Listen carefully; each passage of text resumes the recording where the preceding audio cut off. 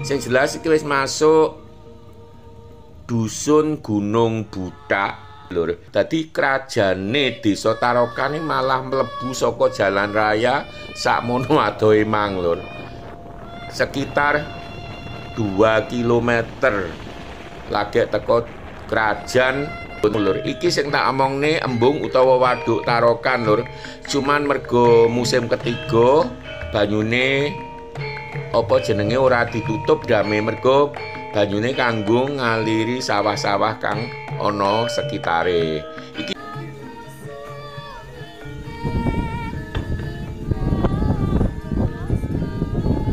coba-cobaan, Mbak. Kopine kental pahit lur, ngombene banyu kendi lur.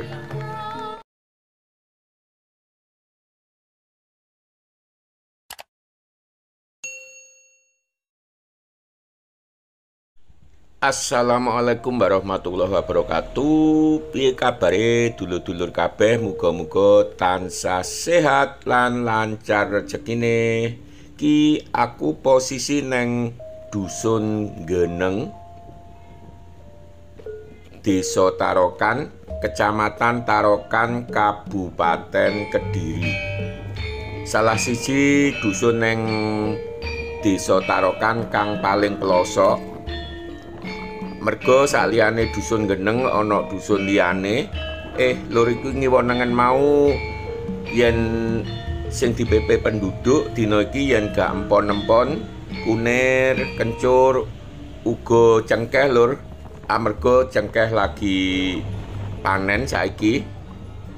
Dadi neng wilayah Kecamatan Tarokan, Kecamatan Banyakan lan Kecamatan Grogol sarta kecamatan liyane kang ana ereng-ereng Gunung Wilis kuwi salah siji budidaya penduduk yaiku tanaman empon-empon utawa apa jahe-jahean, kunir. Lah terus yang kedua kanggo komoditas liyane sing cukup menjanjikan yaiku cengkeh lur. Yen pelem kaya ngiwonengen iki pancen komoditas paling utama tumrap masyarakat Kediri Barat koyok sing wis tak sebut mau lur. Tak baleni maneh ki mau awake saka dusun Geneng, Desa Tarokan, Kecamatan Tarokan, Kabupaten Kediri. Ki programku njajah Desa Tarokan kan ombone ki ra umum lur.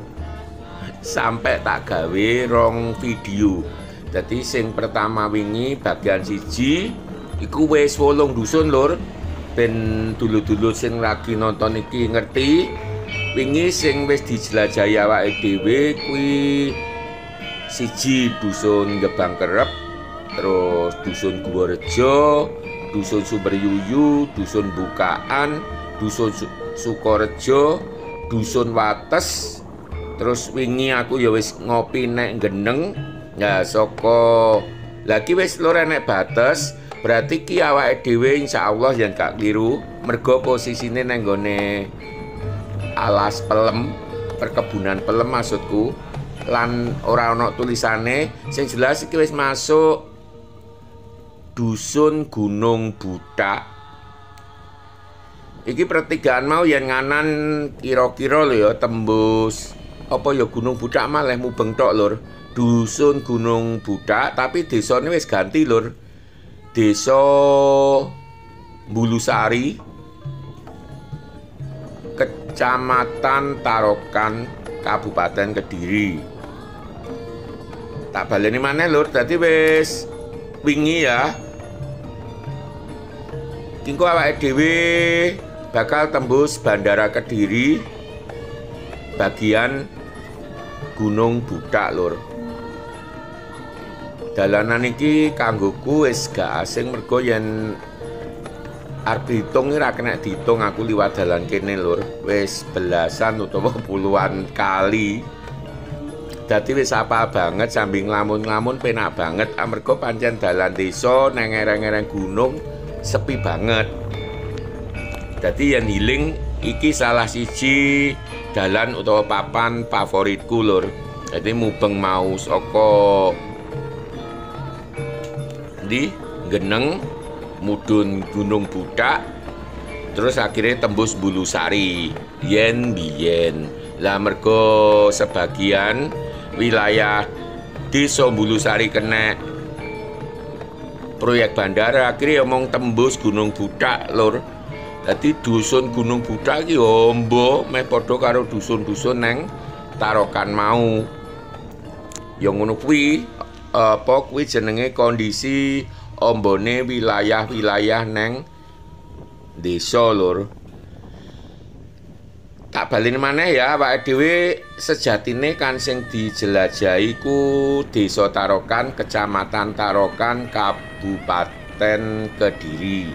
Wingi awake dhewe wis neng Dusun Gebang Kerep, Dusun Guwarjo, Dusun Sumberyuyu, Dusun Bukaan, Dusun Sukorejo, Dusun Wates, terus Dusun Geneng mau. Ana siji meneh saka Geneng iku yen munggah ana Dusun Sagi lur, cuma notok. Lah ki awake dhewe setat saka Dusun Geneng mudhun karepku engko tembus Gebang Kerep maneh. Cuman ya awake dhewe kudu liwat Dusun Gunung Bathok kang termasuk wilayah Desa Bulusari. Pertigaan nek nggone jalan lingkar bandara utawa road diversion 4 lur, bagian Gunung Buthak. Lagi awake dhewe mlaku ngulon setengah ngalor bakal tembus Dusun Gebang Kerep. Pancen Kecamatan Tarokan kuwi akeh desane. Lah angger desa ki dusune ya akeh. Dadi ramaido yen sedina awake gak bakal kemput lur ngubengi neng siji desa wae. Mergo sak desa iso belasan dusun. Contone Desa Tarokan ki lur petunjuke yen Gebang Kerep iku lurus, yen ngiri Dusun Sukorejo kang wingi wis diliwati awake dhewe. Iki bacutane.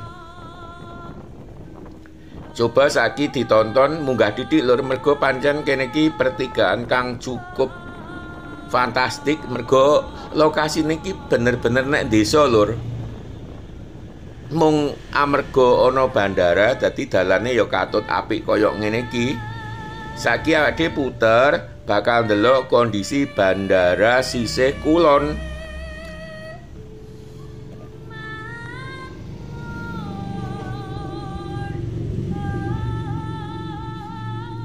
Ki lur, ngarep kae ketok kuning-kuning iku suket-suket kang garing lur, amarga wis mulai masuk musim kemarau atau musim ketiga. Saka pertigaan Sukorejo Gebang Kerep mau awake iki mudhun ya yen lurus ngarep kuwi bakal marani balik Desa Sumberyuyu, Bukaan lan Guwarjo. Ning ana rong desa maneh lur sing bakal diparani awake dhewe. Lah marani rong desa kuwi amarga gak sambung saka kene, awake dhewe kudu metu nyang jalan raya Kediri Nganjuk.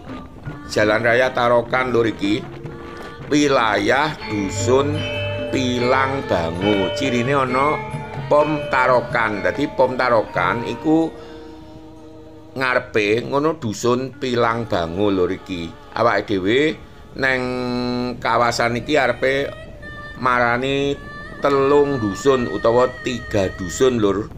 Apa ae dusun-dusun sing arep diparani awake dhewe. Mula saka iku dulur-dulur tetep tonton video iki sampai tutup. Dadi Pilang Bangu iku jalane mung saka arah jalan raya jalan provinsi kang ngubungake Kediri Nganjuk lur. Ora iso ditembus saka dusun-dusun Gebang Kerep, Bukaan utawa Guwarjo. Dadi yen saka Pilang Bangu arep nang Gebang Kerep utawa nang dusun Guwarjo utawa dusun Sumberyuyu ki awake dhewe metu dhisik nang jalan raya mau lur. Lah saka jalan raya mau sampai wis enek 1 kilo awake dhewe mlebu iku isih dusun Pilang Bangu lur. Bayangno. Dadi sekitar akhirnya yo meh 2 kilo lur saka jalan raya mau, diameter dusun Pilang Bangu. Lah bar Pilang Bangu engko ana dusun liyane. Dulur-dulur sing manggon nang kene mesti ngerti dusun apa Bajute lur. Yen durung ngerti, tetep tonton video iki sampai tutup. Terus tak elingne kanggo dulur-dulur sing durung subscribe, kanggo nambah semangat aku gawe video, aja lali subscribe, tekan tombol abange lur. Ki lur, dusun Tarokan, dadi krajane desa Tarokan ini malah mlebu saka jalan raya sakmono adohe mang lur. Sekitar 2 kilometer lagi teko krajan dusun Tarokan, desa Tarokan, kecamatan Tarokan, Kabupaten Kediri. Jadi dusun Tarokan, desa Tarokan, kecamatan Tarokan, Kabupaten Kediri. Sanajana luwosok lur, engko sik enek meneh sing luwih pelosok timbang dusun Tarokan. Tapi perkampungane padet lur. Malah neng gone dusun Tarokan ki ana kuil, kok kuil sih, pura kang cukup gede. Jadi masyarakat nek dusun Tarokan ki agamane ana 2 macem lur, Islam lan Hindu. Iso urip bebarengan gotong royong ora bedak-bedakne lur. Dadi neng Tarokan ki iki penjor-penjor iku salah siji tondo masyarakat kang agama Hindu lur. Terus pura-pura kecil, pura-pura cilik nek ngarep omah kang kanggo ndoko sesaji. Lumayan yen perkiraanku neng Tarokan iki yo ana belasan kepala keluarga lur sing agamane Hindu. Lagi awak dhewe sediluk maneh wis metu saka dusun Tarokan. Terus kok enek dusun kang paling pok-pokan wis mlebu alas, mlebu ereng-ereng Gunung Wilis. Iki wis ereng-ereng Gunung Wilis lur. Jarake saka dusun Tarokan mau nang dusun sing keri dhewe iki yo. Lah iki lur, awak dhewe masuk dusun Magersari. Dusun kang paling pinggir, paling pelosok, pok wis renek dalan maneh lur. Lah nang kene iki asike sing nyenengke, swasana desa ki krasa banget lur. Wong ngobong-ngobong, apa ki sok bekase limbah-limbah pertanian. Terus engko nek pok-pokan kuwi ana embung utawa bendungan. Dadi neng desa Tarokan ki ana bendungan loro lur.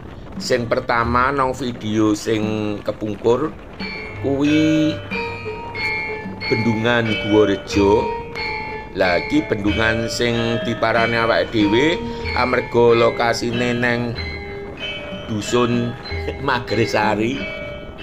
Magersari mang kan sadurunge ana dusun Tarokan dijenengne embung utawa bendungan Tarokan. Saliyane iku ana papan rekreasi ritual kang diarani Guwa Gambiran lur.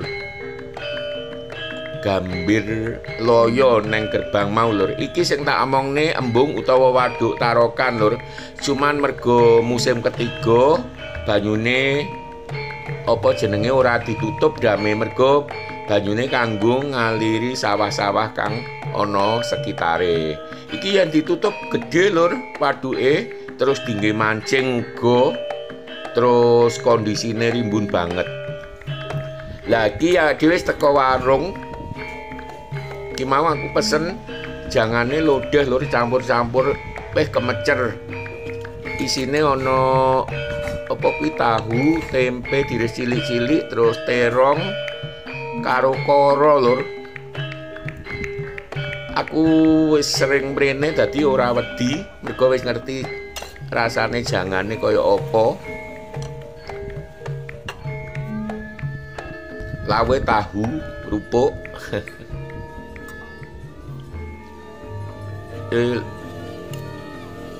Bismillahirrahmanirrahim.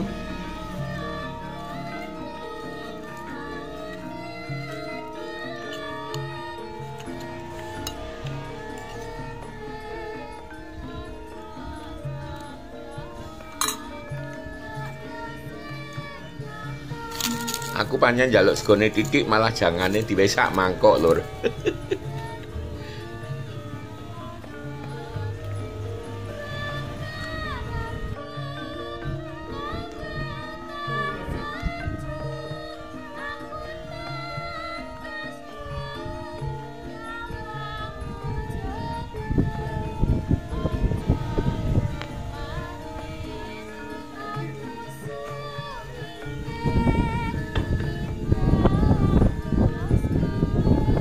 Mbak cobean Mbak, kopine kental pahit lur, ngombene banyu kendi lur.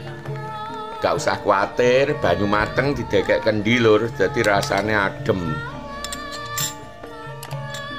Di warunge Mbah Bayan lur, Mbah Bayan wis sedo, ditunggu Bu Bayan.